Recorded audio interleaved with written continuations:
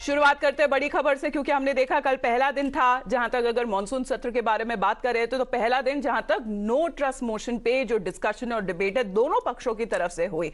दोनों पक्षों की तरफ से जो इनके टॉप प्रवक्ता है और सांसद है वो अपनी अपनी बात अपनी अपनी पार्टी की तरफ से सामने रखते हुए आ रहे थे, और ये ऑपोजिशन पार्टी की तरफ से इंश्योर करा गया था कि प्रधानमंत्री मोदी संसद में आकर, पार्लियामेंट में आकर मणिपुर के इशू पर वो एड्रेस करे।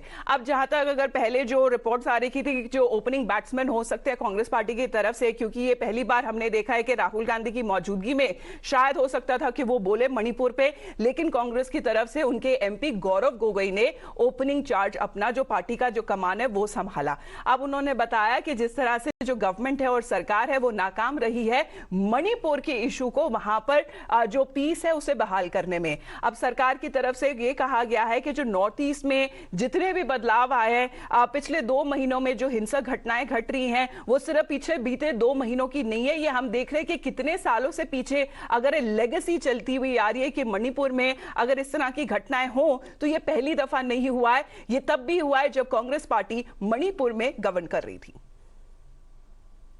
अध्यक्ष महोदय, ये नौबत आनी पड़ी कि हम अविश्वास प्रस्ताव के द्वारा प्रधानमंत्री मोदी जी का मौन व्रत हम तोड़ना चाहते हैं। सर, साफ साफ 3 सवाल है प्रधानमंत्री महोदय से। सवाल पहला कि आज तक वो मणिपुर क्यों नहीं गए। सवाल दूसरा कि लगभग 80 दिन क्यों लगे प्रधानमंत्री मोदी जी को मणिपुर पे कुछ बोलने के लिए, और जब बोले तो सिर्फ 30 सेकंड के लिए बोले। सवाल हमारा तीसरा कि प्रधानमंत्री जी ने आज तक मणिपुर के मुख्यमंत्री को बर्खास्त क्यों नहीं किया।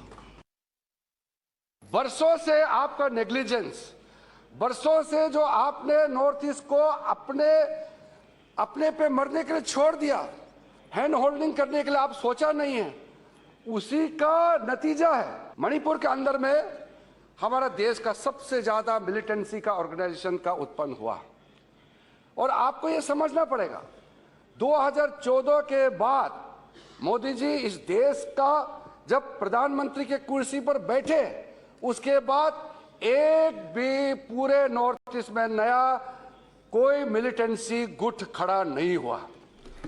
Now, the dismal record of the strife in Northeast, and something in particular how Manipur has been suffering under the rule of the Congress, that was given out by the Assam Chief Minister Himanta Biswa Sarma, who went back to recall the 1990s, the wanton killings that used to take place. Year 1990, 300 people killed in the state of Manipur. Of course, that point of time, Congress government was in power. Subsequently, in the 1993, 1100 people were killed or died in the state of Manipur.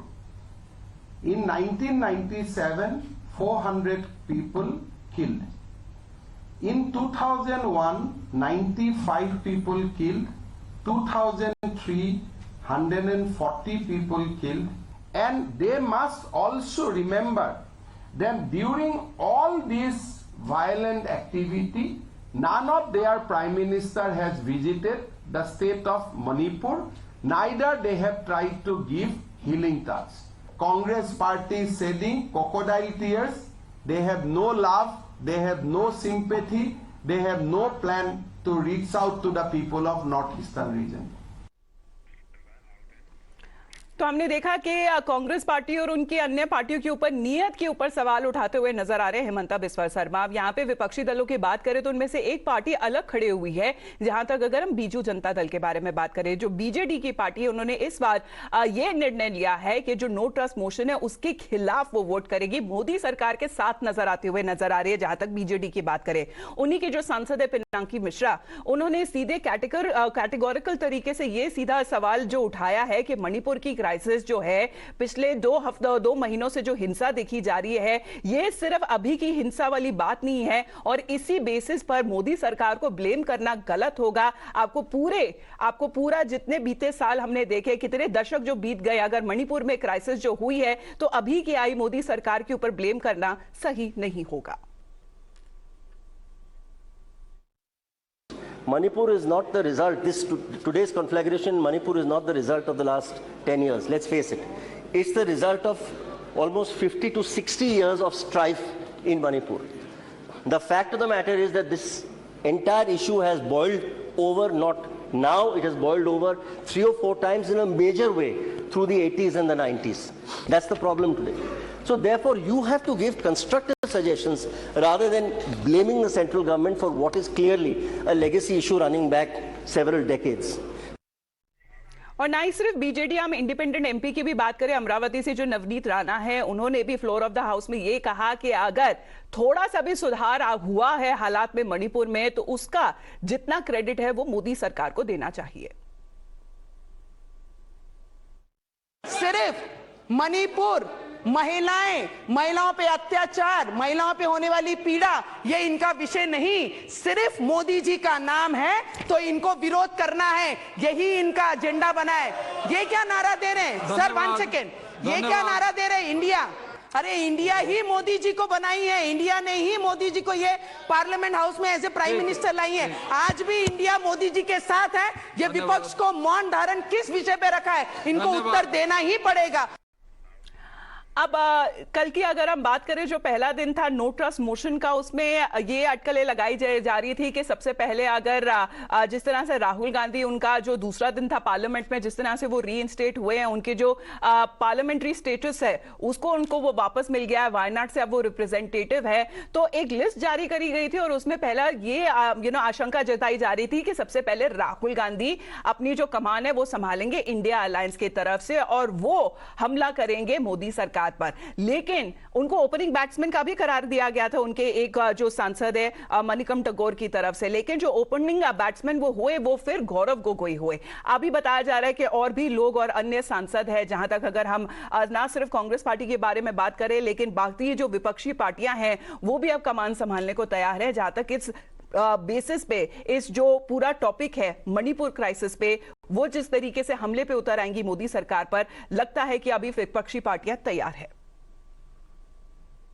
Sir, सुबह जहां तक मैं जानता हूं, सुबह आपके office में एक चिट्ठी आया था सेक्रेटरी जनरल के ऑफिस में, श्री राहुल गांधी जी गौरव गोगोई के स्थान पर बोल रहे हैं। क्या हुआ सर? हम तो राहुल गांधी जी के भाषण सुनने के लिए हम उत्सुक है सर, हम उत्सुक है। Level 55 he has given a letter that Mr. Rahul Gandhi is going to speak. What happened in 5 minutes? What is the problem, sir? We are very much enthusiastic to listen Mr. Rahul Gandhi, sir. मैं ये सोच रहा था कि राहुल जी बोलेंगे, क्योंकि media में तरह तरह की खबरें आ रही थी, लेकिन लगता है कि शायद राहुल जी तैयार नहीं थे, देर से उठे होंगे तो नहीं बोल पाए। कोई बात नहीं है, गौरव गोगोई जी ने बोला, बहुत अच्छा बोला।